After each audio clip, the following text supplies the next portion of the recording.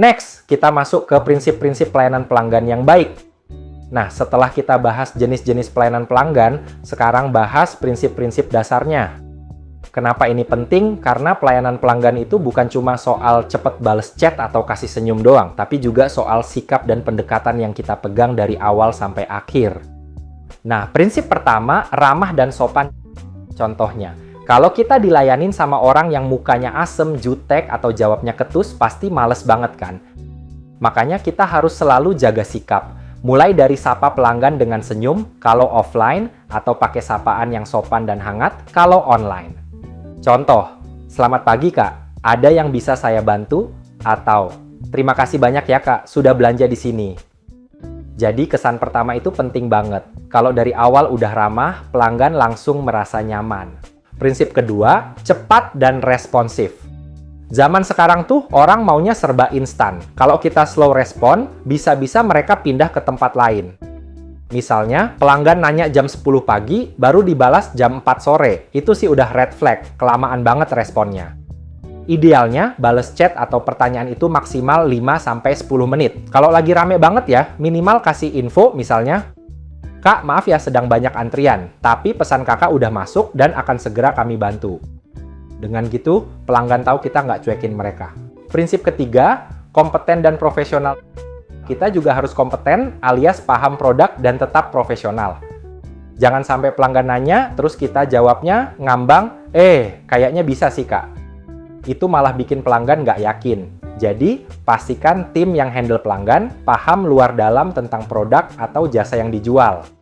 Kalau belum tahu, mending dicari tahu dulu, dipastikan lagi. Contoh, sebentar ya Kak, saya pastikan dulu infonya biar nggak ada kesalahan. Dan jangan lupa jaga sikap profesional, jangan baper, jangan emosi, dan jangan ngerespon dengan nada tinggi walaupun pelanggan lagi rewel. Prinsip keempat, mendengarkan pelanggan, dengerin pelanggan baik-baik. Kadang mereka bukan cuma butuh jawaban, tapi juga pengen didengerin dulu. Contohnya nih, barang saya telat nyampe padahal saya butuh banget hari ini.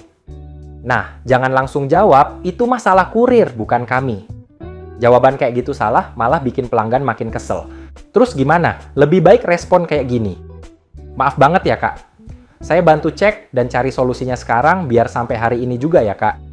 Jadi, yang penting bukan cuma dengerin, tapi bener-bener nangkep maksud mereka, lalu kasih respon yang bikin mereka ngerasa dimengerti dan diperhatiin. Ini juga berlaku kalau mereka nggak komplain tapi cuma ragu-ragu atau banyak tanya. Tugas kita adalah nangkep sinyal itu dan bantu dengan cara yang tepat.